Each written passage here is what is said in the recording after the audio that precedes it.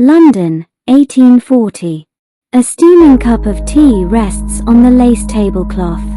The fine porcelain reflects the golden afternoon light while an elegant woman smiles sweetly and pours a white, odorless powder into her husband's cup. It looks like sugar, but it's not. He drinks. He smiles. "This is the best tea I've ever had," he says. She nods and waits, while her eyes shine with a satisfaction he doesn't understand yet. In 3 hours, the cramps will begin. In 6, the vomiting. In 12, it won't matter how much he screams for help. Arsenic shows no mercy, and she knows it. It is death, it is life. It has toppled kings, sown wonders. Conspiracy and science, crime and salvation. Echo of shadows, flash of light. This is poison, cure or curse, where the mortal and the miraculous merge in a single vial. What is the perfect poison? 4 centuries of assassins, the answer was simple: arsenic. Colorless, odorless, tasteless, and relentless. For more than 2,000 years, this element was the weapon of choice for emperors, desperate wives, and spies. Not by chance did it earn 2 sinister titles, the King of Poisons and the Poison of Kings. But here's arsenic's first secret. Technically, it's not a poison. It's an element, number 33 on the periodic table. It exists naturally in the Earth's crust, in water, in some foods. The difference between medicine and death was always the dose. Did you know that green wallpaper in the Victorian era could slowly kill you? The emerald green tone, so fashionable in decoration and clothing, owed its beauty to arsenic. Pigments like Paris green were highly toxic, but irresistible to a society obsessed with good taste. Thousands of people lived and died surrounded by poisonous walls, inhaling the deadly dust without knowing it. They say some preferred an elegant and decorative death rather than give up the fashionable color. Arsenic is incredible because it acts at the cellular level, interrupting energy production. It's like slowly disconnecting the electricity from a house. The lights go out one by one until everything is in darkness. Rome, 55 AD. During a family dinner at the Imperial Palace, young Britannicus, Nero's stepson, is drinking wine when he suddenly collapses convulsing. The doctors diagnose epilepsy. Nero watches from his triclinium and smiles. His plan has worked. Locusta of Gaul wasn't the first poisoner in Rome, but she was the most effective. With a single cup of poisoned wine, she eliminated the last obstacle between Nero and absolute power. Britannicus, Claudius's legitimate son, could no longer claim the throne that rightfully belonged to him. How did she do it? Locusta had perfected the art of arsenic. She had an infallible method: test each poison on slaves until finding the exact dose that would kill quickly but seem like natural death. It was the first toxicology laboratory in history, and she was its most sinister director. What makes Locusta's story unique is that she became the first documented professional assassin. Nero not only pardoned her for having poisoned Claudius for Agrippina, but hired her to eliminate Britannicus. He granted her lands, riches, and even disciples to teach her art. But Locusta made a fatal mistake. She became too valuable. When Nero fell and Galba came to power, the new administration decided that a professional poisoner was too dangerous to keep alive. She was publicly executed in 69 AD. Arsenic shows no mercy, not even to its masters. Let's advance 1,800 years. Victorian era, England. An age of tea, good manners, and a silent epidemic of domestic poisonings. The 19th century was arsenic's golden age. Why? It was cheap, easy to obtain, sold as rat poison, and forensic science didn't exist yet. It was the perfect crime in the perfect era. Mary and Cotton. This name should be in every crime history book. Between 1865 and 1872, this English woman systematically killed 3 husbands, several lovers, 11 of her own children, and her mother. Her method: arsenic in afternoon tea. Cotton represented a new type of serial killer, the domestic one. She used her position as a respectable Victorian woman to gain trust, then exploited that trust in the cruelest possible way. How was she discovered?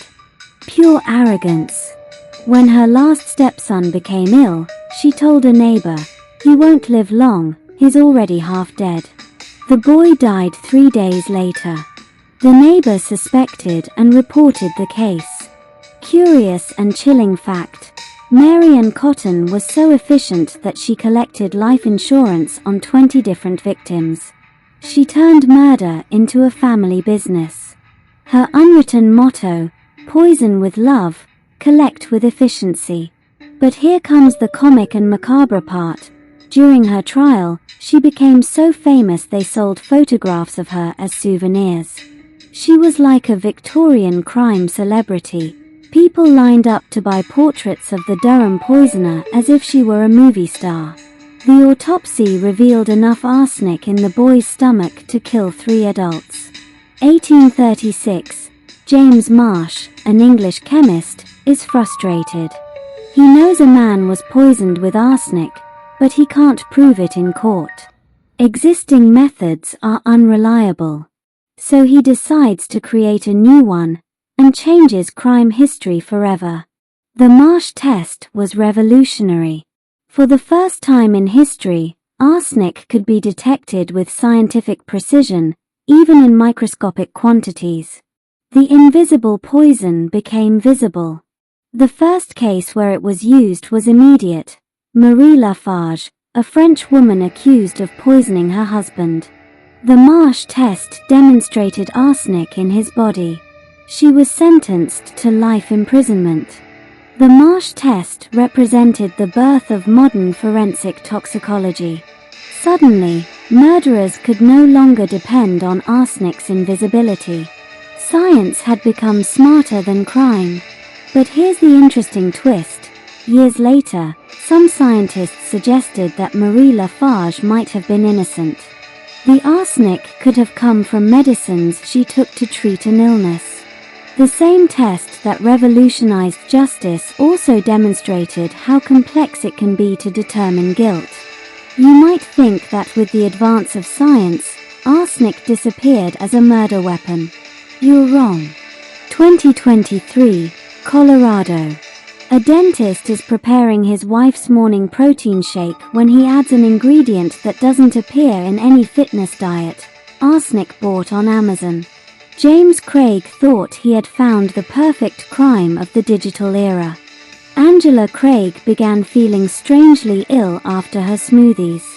Dizziness, nausea, weakness. When she wrote to her husband worried, he responded with an Oscar-worthy performance.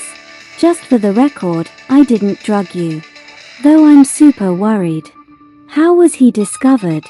By his Google search history. Craig had Googled how to make poison as if it were a YouTube recipe.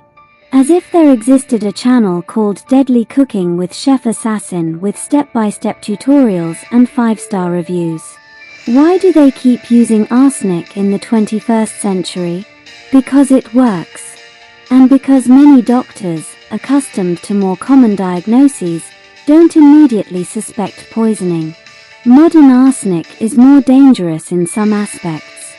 Today we have purer and more concentrated forms.